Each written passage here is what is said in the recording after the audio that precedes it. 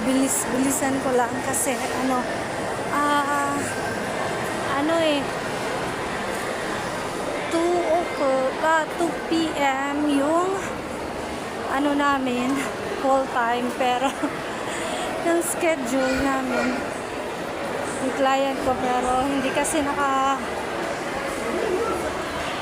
hindi ako nakahabol sa oras, so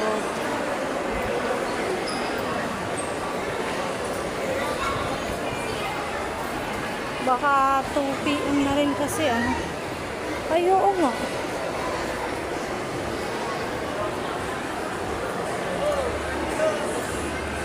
So